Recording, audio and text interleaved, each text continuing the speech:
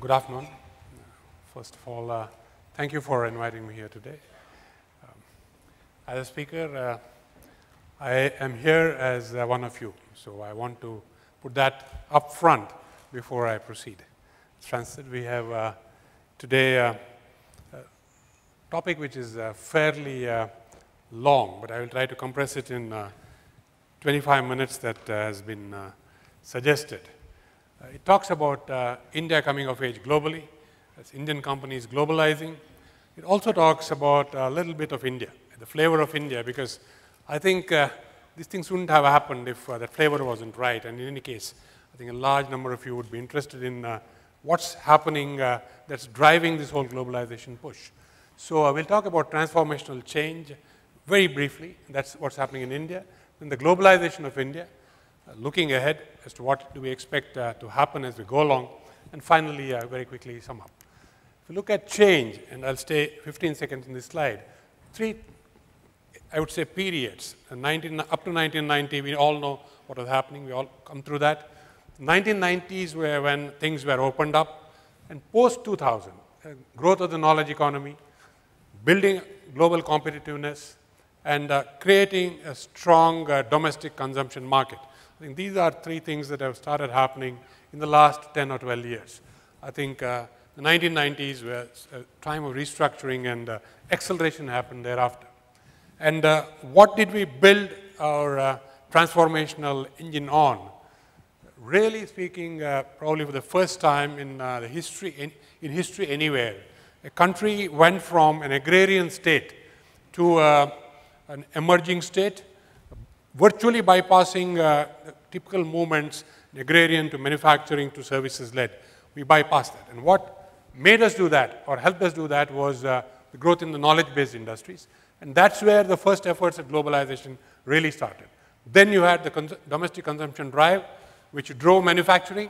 And then you had global competitiveness, and that's when really you saw the emergence of global Indian companies. And I'll talk about some of them later on. But Tata's comes to mind. When did Tata's really start to go out? They started to go out in the early 2000s. The first was the tea acquisition, and then steel, and then cars, and so on.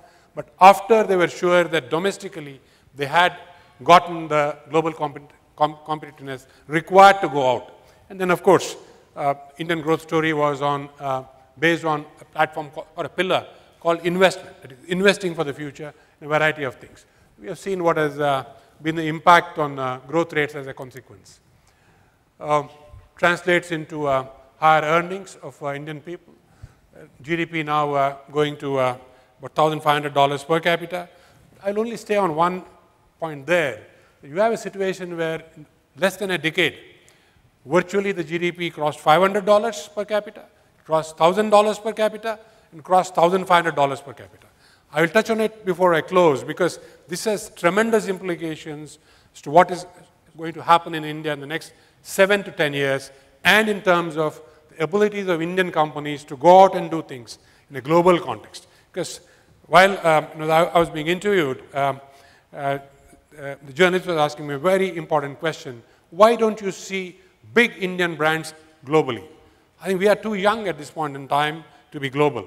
But let this per capita income go to $4,500 to $5,000, and I expect that to happen in the next 8 to 10 years. You will not be able to see, you will not be able to not see Indian companies as large brands globally, because they're going out would be on the basis of a very large domestic market where they would have preeminence. The globalization of India itself, the process where you first made sure that you are operationally excellent, then you made sure that you had a strong balance sheet, because if you look at the Indian companies of the 1990s, there's no chance that these companies would have the confidence to go global. I remember being at a seminar conducted by C.K. Prahlad, Professor C.K. Prahlad, an old alumnus from one of our institutes. In 96 or 97, he challenged us, why don't you go global? And we basically had no answer, except to say that, look, we don't have the balance sheets to go global. Well, we don't have many other things, but we don't have the balance sheets. But then I think Indian companies started creating the balance sheets to go global, became operationally efficient, and internationally competitive. Just pause for a moment. You've all gone through India. Look at the India of the year 2000. Can we think of any company which produced any good which was globally competitive in price terms? Because all the factories were what I call pilot plants. Can we think of any company which produced things which was in quality terms globally comparable? I can't. Maybe there is an odd exception which slips my mind, but by and large I can't. But in a space of 4 or 5 years, they did just that, and that's what really gave us, I think, the confidence to go global. And just to underscore the financial strength, I think this is, to me, a dramatic slide. Basically, what this is showing is the operating cash flows of companies, the red bar, which just in terms of size, where it was in 1995, probably 100 billion, and now almost 2 trillion in terms of size, in terms of their free cash flows that they would have. And then, of course, the blue bar, the investments.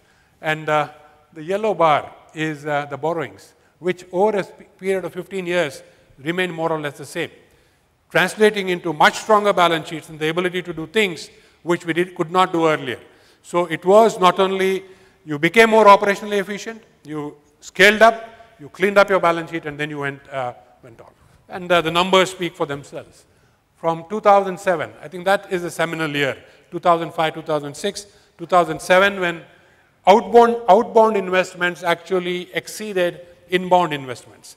And this is, I think, something that we are yet to see in any emerging country, including China, where outbound investments exceeded inbound investments, as this globalization engine thing gathered momentum. So from around $33 billion in 2007, then it came down. You know what happened in the next 2 years, started building up, but I guess again last year some hiccups. But I would think the engine has got an appetite to look at something like 30 to 40 billion a year going ahead. That appetite is there. At this point in time, the constraints are very clear. The constraint is an external funding constraint. The domestic balance sheet is strong, but your ability to fund it externally is extremely weak because global banks are not in a lending mood. So given that, that acts as some sort of a constraint, but we will see interesting things happening. The acquisitions that we made will grow in size as we go along. So looking at it slightly differently, what made Indian companies go out? And I try to put it in 3 or 4 broad frames. The first is access to technology. You look at companies like the Tatas, Suzlon, HCL Technologies, Mahindra, all going out in various fields to acquire technology. And indeed, in all these, they have been able to leverage technology as they went along. And the next one is access to new growth markets. That you have companies like Tata Tea, the whole Tetley acquisition, Bharti, which acquired the Zain telecommunication network across Africa, the UB, which acquired a large distiller in Scotland, and of course Hindalco, which acquired Novelis, a very substantial acquisition for Hindalco. But basically, to access markets, you made the move out. So it was technology and our markets. The third was resource security. Resource security is a new thing. We are now seeing Indian companies go out to be resource sufficient. Now, it is on 2 platforms. One is companies have gone out and set up power plants. You need coal to actually get these plants going, or you need gas, or you need oil. B, you are setting up or have set up a mineral processing plant. So you need the minerals to get product out. So you've got companies like GVK, say almost $1.5 billion, $2 billion acquisition, which the project cost itself will be around 8 billion. So basically, you're looking at large footprints. You're looking at Adani with investment plans of 6 billion. You're looking at GMR probably with the same size investment plans. And Vedanta, where the investments have been significantly bigger than the numbers that I have talked about. And in this list, I have purposely kept out my friend Lakshmi Mittal, because Lakshmi Mittal is a different story altogether. These are stories of companies which were in India, scaled up from India and went abroad with larger and larger footprints and larger appetite to do things as they went along.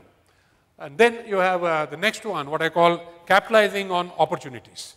It doesn't fit into any of those earlier numbers, but capitalizing on opportunities. And maybe, your Reliance Industries there, which is now looking at shale as something that will give them access to gas in the North American market. Godrej Consumer with a whole lot of acquisitions in around Africa and in the Far East. Topical fits their strategy, fits their product range. Go and acquire it. You get access to market, you get access to new brand, new products, and so on. And the bank's own story, ICICI Bank story, presence in 18 countries, capitalizing on the growing Indian diaspora, and also capitalizing on, in the last 6 years, these companies as they went abroad, providing them their funding needs. So basically, a hand-holding exercise for both the Indian corporates and where an opportunity presents, working with the diaspora to meet their needs. And I will now talk maybe a little more in detail about these four studies that I have picked up. One is Tata's, one is Bharti, one is Infosys, and one is ICICI Bank. The last two, not because I happen to chair them, but honestly because I find those stories exciting in terms of what is possible from a country like India. So Tata Group, this number is stunning. 48 acquisitions over the last 8 to 10 years. 48 acquisitions, which means that you are basically running an acquisition engine. You are running, just imagine what it takes to do these acquisitions. You need to hunt. To hunt 48, you probably looked at 480 acquisition targets. Then you need to have the ability to clear this and understand what makes sense for you and what doesn't. And then get into negotiations, due diligence, and so on and so forth. And these acquisitions have been across 22 countries, and a large number of them in the developed markets. Of course, the most famous ones are well-known. The tea was probably the first one which was well-known. And then you had acquisitions in some very interesting products, which was what is called mineral water. Mineral water, which a few years later they sold at a very good profit. If I remember right, it was to Coke. And then, of course, you got Chorus, you got the Jaguar acquisition, the Land Rover acquisition, so on. And all companies made to work. These were all companies which are weak, made to work, and profitable. And clearly helped them achieve a global scale in whatever they did. Tata Steel, just to put in context, if you look at how much is the business from India and outside India, you look at a snapshot of 2005 and 2008, the story is very clear. You're looking at 21% from outside India 6 years back. You're looking at 85% from outside India today. So that's the scaling up that has been done in a very short period of time. And not too different in the context of JLR acquisition in the last year. It's a very young acquisition in that context. So we will see the global footprint only increase in the next few years in this particular case. In the case of Infosys, I think it's very interesting. It was basically a build-up. It was not globalization through acquisitions. It was globalization through building your organization. And so saying, recruiting slightly more than what he indicated. The number is around 45,000 people a year.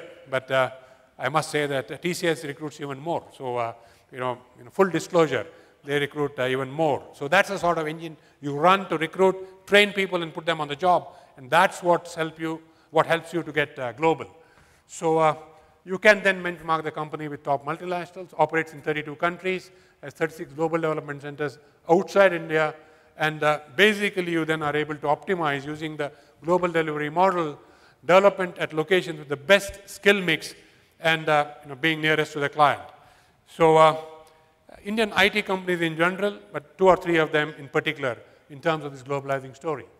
Bharti Airtel, again, if you look at a few years back, you had hardly any revenue from overseas business, and the revenue from overseas business is now a substantial $3 billion. In percentage terms, up from 9% to 24%.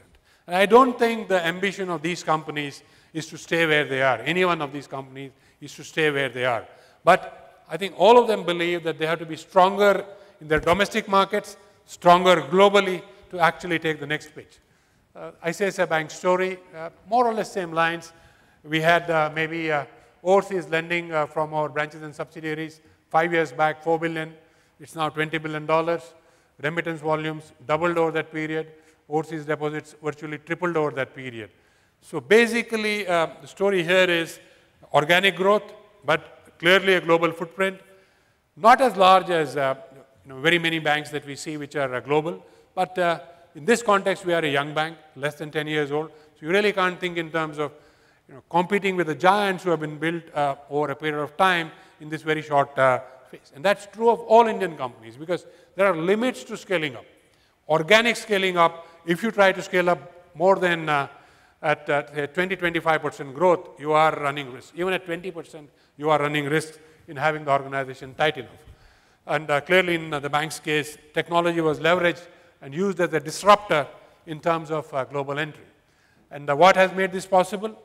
Not only all these stories, all Indian companies which have gone global, I think clearly the story is India is a talent factory.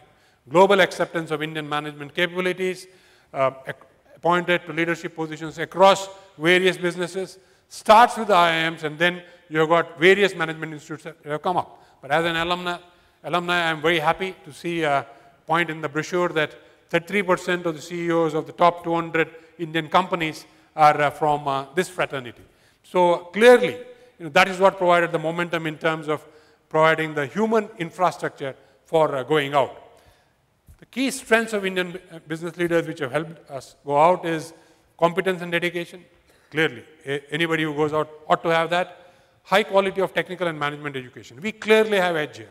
We can produce engineers of high quality and management graduates of high quality on a comparable basis in much larger numbers than many other countries for a very simple reason. We have the demographic advantage. And then the ability for what's typically called jugaad, the ability to work around limitations. And if you put jugaad into a process, then things happen. If you let jugaad go wild, things can go crazy. So I think the ability to work around limitations, but in a process-driven way, making sure that things are under control, I think is one thing. And we are a country of with great diversity. So the homogeneity is very low. So we have no option but to work in the context of diversity and learn to handle diversity, and that helps when you go abroad. And of course, IIMs, shall we give a plug for ourselves? I call it the CEO factory. The number that I quoted is already in the brochure. And I can say that 50% of professionals in Indian companies in strategic leadership positions come from the IITs or the IIMs. And of course, it's a very interesting combination because a large part of the IIM graduates come from IITs. I'm not saying good or bad. I'm just saying that's a fact. And then you have the ability to financial services, manufacturing, IT, ITES, all run by from. So this, I think, gives companies I would say, a solid foundation to take on domestic opportunities and global opportunities. And what are those domestic opportunities? Because it is on these opportunities that you will build the globalization of tomorrow's India. And this point I want to make because this is, to me, extremely exciting. If you look at the GDP of China in 2003 and look at the numbers for India in 2010, we are 7 years behind China. So, and I've been tracking these numbers every 2 or 3 years, going back for the last 10 years. We have remained between 7 and 9 years behind China. Actually, we are catching up in terms of this. You come to India, you may say infrastructure lags far behind China. I concede readily. Our growth pattern is completely different from what China adopted. I concede completely. But fact is that you are getting, as a nation, wealthier by the day, and you are just 7 years or 6 or 7 years behind. We need not get into a race. The number was put there just to indicate what will happen in the next 7 years in India. We could expect to be where China is today, at the minimum. And that is a huge opportunity. Key competitive strengths, domestic consuming market, an entrepreneurial talent pool, cost competitiveness, potential for improving further improving productivity, the demographic advantage, and so on and so forth. Again, I will skip this, acutely conscious of 25 minutes. But this slide, I will hang on for a minute, because this puts into context what I said. If you look at 7 years from now or 8 years from now, I would expect us to have crossed the $4,000 per capita income in this period of time. These are, in my assumption, these are conservative numbers that I have put up. And you look at purchasing power parity, which at that point of time should be around 2. And you're looking at, in terms of something like $8,000 in purchasing parity terms. Now that creates a whole new paradigm in terms of demand expectations domestically, opportunities, stronger companies which will go global. And this, as I said, will continue the globalization push. The workforce will be a driving factor. Talent, search for talent intensifies. We will be the hub for talent, and we would be a leader in global innovation. The last point is just starting. I think the last point started with the Tata Nano. It was an innovative product, and we won't spend time on that, but you can see how global companies then jumped on the bandwagon and said, how can we disrupt costs and get onto this paradigm? So we may not have lead for long, but clearly India will become a global innovation platform. Summing up, strong domestic markets and global management capability will drive this international expansion. We will be the talent factory, and we will be at the forefront of innovation globally. So what we have done in the past is not what will take us future, something new, particularly bullets number 2 and 3, facilitated by larger balance sheets, larger companies, and I think this drive will keep continuing. Thank you very much for having me today, and I move on to Q&A. Thank you. Fascinating. I was curious. I'll ask for questions. If you put your hand up, we'll send a microphone to you. Meanwhile, though, I'd like to ask my first one while we're talking, looking for... I was curious, you said a lot of the examples of the companies you gave there acquired their way to this growth. So you're looking at Tata, GBK, Reliance, Bharti Airtel, they all bought companies. Yet ICICI grew organically. Which works better? What is the fascinating what's question. The reason for the difference? Fascinating question. We are too young to answer that. I think both work. I think both work, and both work in their own context. But I guess that building globally is more difficult than buying globally. Anybody got a question? One at the back there, and one here. We'll come to this one first because the mic's here, then we'll come to you. Yeah, you talked about acquiring resources or finding the best place for talent skills, but I think it's time that India gets on to brands. Brands is one of those things that I think we've been a little slow to catch on, and that's what is the most difficult and the most long-term and sustainable kind of. I see that point up front. I see that point. And there is a reason. I'm putting a defense, but there is a reason. The reason is this is still a young exercise. The reason is we don't have enough scale in India to actually capitalize on that brand. That's the reason at this point in time. But move 5 years ahead, when we will probably be the second or third largest manufacturer of cars in the world, 5 or 6 years ahead. Then you have no excuse to say, I cannot ride my own brand. Having said that, the strategy of the Tatas is very interesting. They have kept the brands they have acquired, polished them up, and made them sparkling. It's not a bad strategy. Jaguar Land Rover may not be known as a Tata car, but it's a sparkling brand, which I think the house of Tata can be very proud of, and of course, all of us can be proud of, because we know it's owned by Tata. But that will happen. The point you make will happen in due course. Mr. Kamath, my question is, Indian companies will be respected abroad if we respect foreign companies back on our turf. Now, what we are seeing last 2-3 months, this is not happening. First case, when Supreme Court struck licenses of foreign companies operating in telecom sector, there's a local company, Etisalat, was involved. They had to write 1 billion dirham from their books. Secondly, Vodafone case, where the government is going retrospectively for 16 years and looking into their tax. These things do not earn us respect in the foreign land, and we can't expect these countries to give respect to Indian companies. How are we going to frame rules and regulations which is more conducive to these companies? I get your point. The challenge is, I think this is all part of a governance process. The entire governance process within the country is getting tightened up. Now, we may feel at times that the process is going a little bit overboard. My own view is that I would rather let it go overboard for some time to correct the situation and then quickly come and tighten it. Now, you may have a follow-up question and say, is that happening? Honestly, that's not happening. And it ought to have happened, because only then will we be able to do what you said. have people come in with the greater expectation. But having said that, why are global companies still coming to India and still operating? See, the 8, 9, 10% growth opportunity is too big to miss. But we can't continue like this. I buy your point. Mr. Kamath, you compare the China-India comparison. As you said, infrastructure is one of the issues. China has far superior physical infrastructure, but India surely has far superior institutional infrastructure. From a sustainability perspective, how do you see the two panning out, and what's more critical for sustained growth? I think you said India has better execution infrastructure? Institutional infrastructure. Institutional. Financial, regulatory, financial.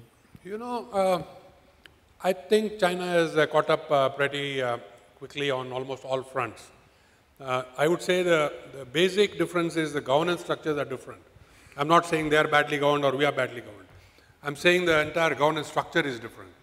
And I think anybody operating in these markets ought to understand how these structures work to actually maximize opportunity. Overall, in an economic context, their whole growth momentum has been driven by manufacturing, ours by the knowledge economy. Not just IT services, the entire knowledge economy. But underlying it, the governance structures have been different. We'll see how these transform as we go along. There was a question at the back. Are you still? Is the microphone near? At the back in the far side there. And we'll ask this question at the back first, then we'll come, because he's been waiting patiently.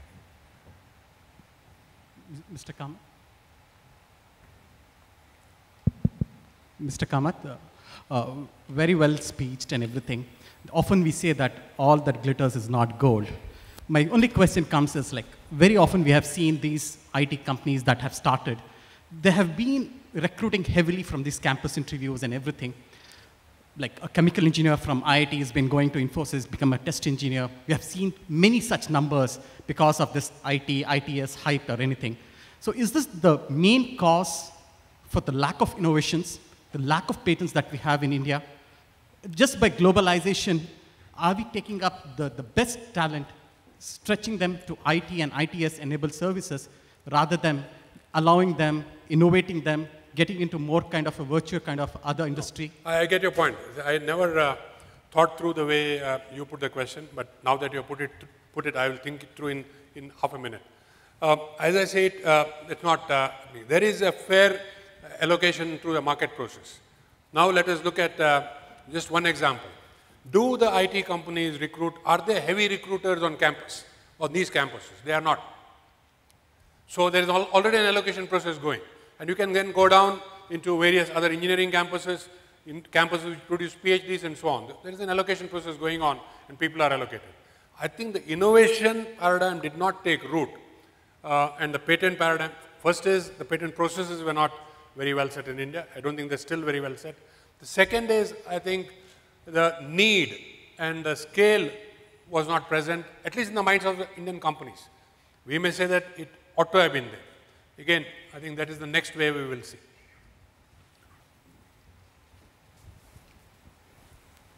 Mr. Kamath, just talking of Bollywood, it's a brand, it's a global brand. It's not considered normally to be an organization, but it is actually a sort of a hugely collaborative and synergistic, incestuously synergistic organization. How would you comment on the globalization of Bollywood, and which of the models, of your models, would you fit that into? Yeah, very, very good, very perceptive point. I think very good point. I think Bollywood, again, if you look at, and I'll ask myself a question, was Bollywood a brand 5, 7 years back or 8 years back? What it is today, it certainly wasn't. And what has made it possible? I think the connectivity and the interconnectedness has made it possible. So a new opportunity in which you could showcase what Bollywood is to the world made it possible. And that was made possible by, I would say, the ability of channels to reach from wherever to wherever, for wide audiences to, wide groups of audiences to see it. So I think that made Bollywood, now in the business context, at this point in time, I'm not able to visualize that something will be generic and which is Indian, which will be known as a global brand at this point in time. Maybe the nearest things I've come to is the Indian IT industry. Because it's no joke that people sitting next to you earlier on a flight had a particular view of India. And now, when you are next to somebody on a flight, it's a particularly different view of India. We may say that's only the flying public. But I think that was the next one which probably came near. We'll see what happens next. But good point. Bollywood is universal today. This gentleman. Mr. Kamath, don't you think we require right now a strong Indian sovereign fund to help in terms of globalization? I think that this is a complex issue because sovereign fund comes out of what surpluses, not just the foreign exchange balances, but by the country's surpluses, overall surpluses. You should not run a deficit and you keep that in a sovereign fund. That is the classical view that is held by our policymakers. So I don't see that happening at this point in time. Sir, I have a question. Where are you? It's here. Yeah, sorry, yes. You spoke about the banking, IT, and Tata Motors out of India, and we are proud what they have done. I have a question slightly different towards the consumer durables. We have given away to multinationals coming likes of LG and Samsung in India, and today they are, capturing the sizable market share. While as a company like Onida, BPL, we had great companies in India, and today they have lost it. Why Indian companies have not been able to withstand with one competition?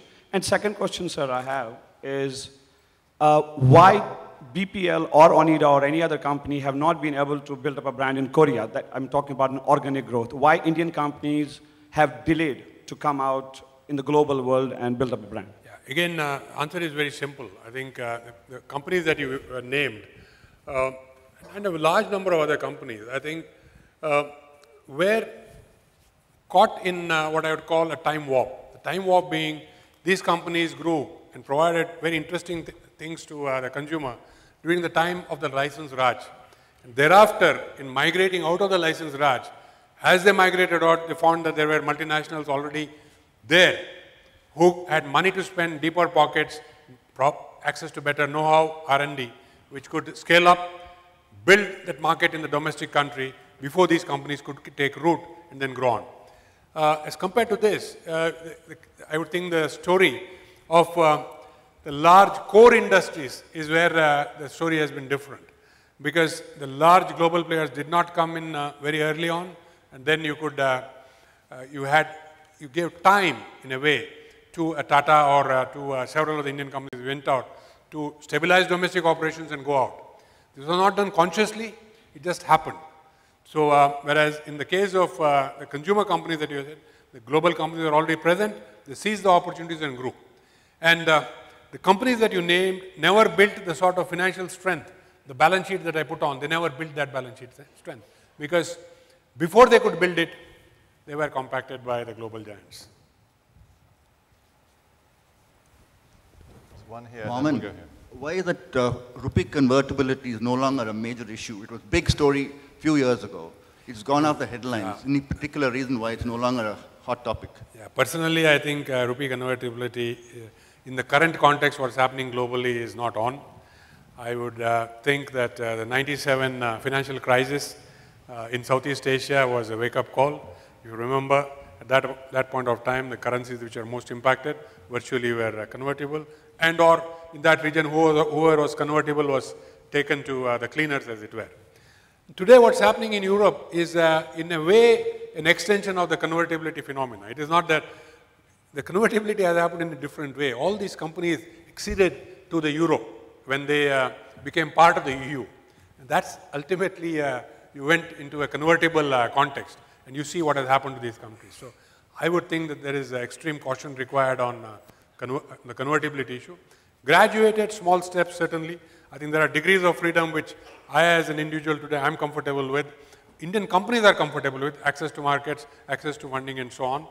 The market which decides whether you will be allocated capital or not.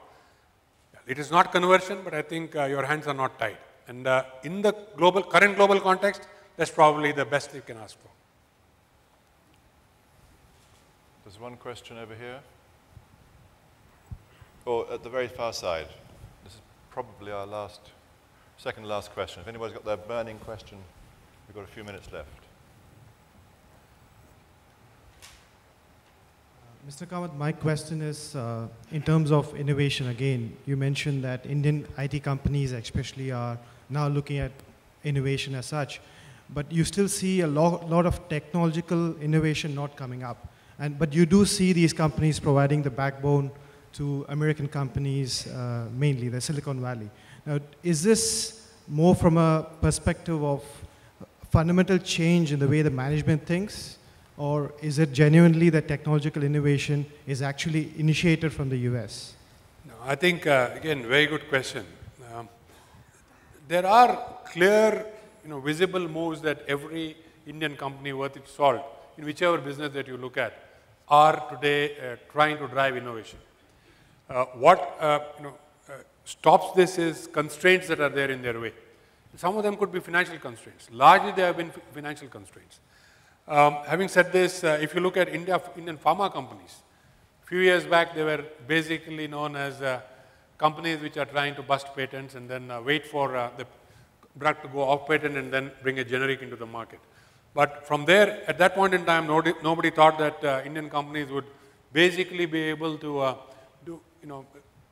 discover new molecules. Today, our finding Indian companies are discovering new molecules. But yet, very interestingly, the big bucks market remains the West. So these companies have to go out there and do a whole lot of next processes as they were before the drug comes to the market. And they find that rather than run that gauntlet, it is actually running a gauntlet. You are better off selling the molecule or partnering with somebody and letting the... So I think they are finding their way around problems. This is the pharma industry. In other industries, I guess that the scale of innovation will increase when they find the domestic market sizable enough to first use those discoveries as they were and create an opportunity to create value, create a brand maybe, and so on. I guess it is, for this to take root, it's 5 years away. Just a quick note on that. I mean, I do see some sort of innovation, such as Infosys coming up with Finacle and Finacle being quite recognized. But my point again is from a consumer side, you don't see enough innovation coming from Indian companies, or they don't want to focus on the consumer such as Facebook or any other which directly targets the consumers as such. I think we have to be a little more charitable to some of the Indian companies. Now, we may say that these are actually foreign companies working in India. So Hindustan Unilever, I think, is a company which has innovated a whole lot through their domestic labs, for appropriate products for the Indian market. In a variety of ways, whether it's the product itself, the packaging, the ability to reach out to the market, and so on. And of course, we had also factored in that there's a lot of, here the question is it an Indian company we're looking at or India we're looking at? The whole lot of R&D and discovery happening through the labs that foreign companies have set in India. I am here today. Yesterday this time I was speaking at SAP Developers Conference. Again, not known. SAP has got a 5,000 strong development lab in India. Development, this is not a marketing lab. 5,000 strong development lab in India. So, and their theme yesterday was innovation. So I did my bit on innovation. But the point is that, so that's the size of the hub. And SAP's global head of innovation sits in India, in Bangalore. Not in Germany, where they have a facility which is probably 1.5 or 2 times as large. So that's what's happening in India. A whole lot of companies, global companies, using India as the hub, leveraging competencies. And I think we should be happy with that also. And of course, we will celebrate when an Indian company actually takes the lead in terms of being the innovation paradigm change.